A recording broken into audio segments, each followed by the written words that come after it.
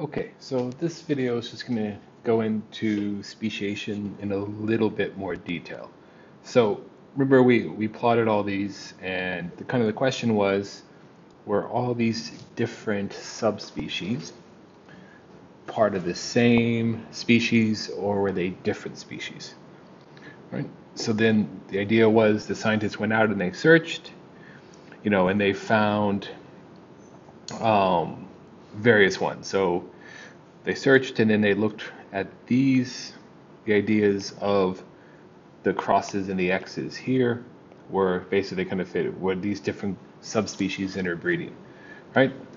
So if they're producing fertile offspring and they're reproducing, then, right, by this definition, they're still one species. Okay, so they looked and looked around, and then eventually they started finding the red ones and the blue ones and found that where they were at, there weren't any intermediates between them. They were either the red salamanders or the blue salamanders, right? So then this suggests that the species down here are that there are different species, that somebody evolved into a different species, right? In this case, probably the blue ones here, okay? We say the blue ones because notice, well, yeah, it's probably the blue and the red ones have kind of evolved into different species because, even here, you don't see any of the brown and the red there. So that was kind of the idea, right? And they would need a lot more study, find some more samples here, maybe see if those offspring can reproduce. But based on this data and the distribution and things like that, the different species were down here, right? So the next question is thinking, well, how does that happen, right? How does speciation occur? Okay. Now we've talked about, natural selection, and the idea that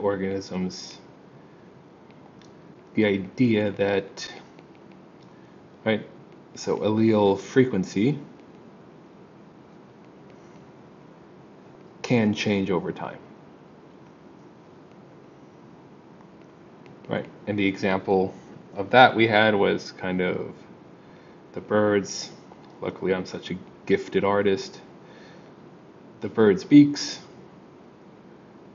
in the middle of a drought, the offspring beaks went slightly larger, right? So that's an example of natural selection. Now, that doesn't mean there weren't a different species.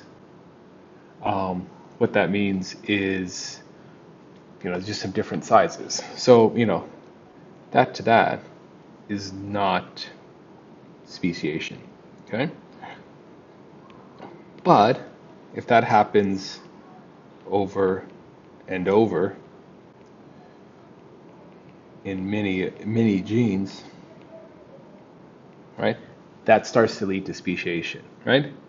And then the bottom line here is we have a new species when those two groups are no longer reproducing, okay? So when these birds here finally evolved far enough away that they can't reproduce with each other, they have no interest, or they might have interest, but they can't produce fertile offspring, that's a new species, okay? So how does that happen? Well, the first thing you do is the idea here is there's some kind of isolation, okay? So there's this idea of allopatric speciation, right? And you can imagine,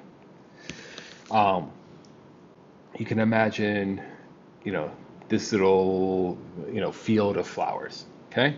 Now imagine something happens, an earthquake, something like that, and the rivers close by shift, okay?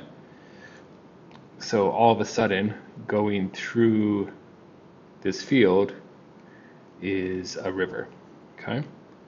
So you've taken those two groups of organisms and you've separated them, okay? So now there's a raging river here. Okay? What's going to happen according to natural selection, is, this group and this group are going to start to evolve, right? There's going to be some natural selection. The habitats may be a little bit different, and they're going to start to change over time. So maybe, these plants become a bit bigger, right? A bit hardier. Maybe the colors, there's some changes and mutations, and they change color. But over time, those species change, okay? Right? And then imagine you get yourself another earthquake, say, a couple thousand years later, and so now that spot is open, but these two groups have been isolated so long that they no longer can reproduce. So they spread out. All right, so they spread out, but they no longer are able to reproduce. They just reproduce with themselves, with their species. So there's no more. Whoops, sorry. That should be that color. So there's no more mixing of those species. So now we have two species where we originally had one, right? So that's allopatric speciation. That's some kind of geographical barrier, right? Here's how I think of it. Imagine a German person standing here, another German person standing here, and they're standing on top of mountains, and he shouts, "Hello, hello." He says back, "Hello," right? That's German for hello, right? That's how I remember it in my head. Is they're standing on mountains. It's geographical separation. Okay. Another way is what we call sympatric speciation. So that's the example down here. So imagine this, is this way, and the gene flow is all over the place, right? Genes can flow. They can flow to all kinds of different organisms. The red just kind of represents those organisms. And then what happens, for whatever reason, maybe there's some changes kind of over in this corner, and all of a sudden, this group starts acting a little bit different. There's less gene flow, maybe, and what happens is these guys start to reproduce more with each other, right? So it could be a change in gene. It could be some natural selection happening there, but there's not a geographical separation, right? The organisms here are still happy to get over there. But for whatever reason, these start to change. And what happens after time is they change a bit, and their gene flow, I'll do that with a different color, gets isolated in here. Okay? So the red here, they're all good, but these guys are more isolated there, right? And that, again, is we get a new species, like species A, species B, right? So, this could be the result of a change of behavior, right? It could be temporal change. So temporal, this means time. So if these are flowers, maybe species B started flowering at a different time than species A. So, the pollen couldn't mix when that happened. Right? So maybe these, in April, while the species here started doing it in June, they became different species. Okay? But the idea here with speciation is you interrupt gene flow. Okay? And what that leads to, in some cases, is basically a gradual divergence.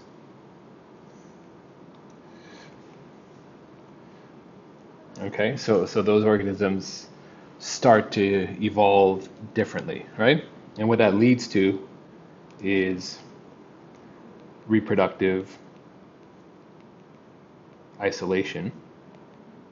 Okay, so these two species, either whether talking species A or B here, or right here, or these two species, something's happened say this species with the river running through it, right? They're isolated from each other at the moment, so they can't reproduce. Um, right? So the idea there is that reproductive isolation, and what that ends up doing is we get oops,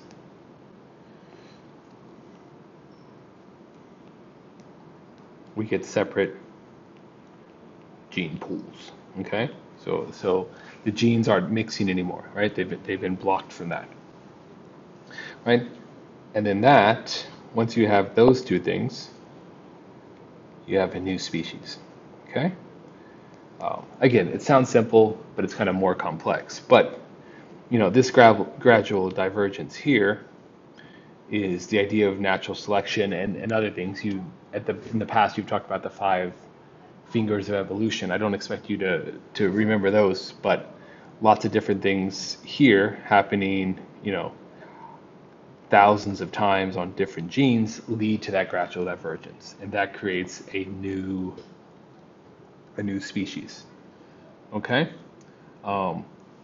Right. So, and again, this gradual divergence also the result of allele frequencies changing, right? But changing on multiple genes. Okay? So I hope that helps with that explanation. There's some links on PowerSchool Learning that could help further if you wanted to watch those. But one thing you should be able to do for the test is link the idea of natural selection and how that can lead to speciation. Okay? Thank you.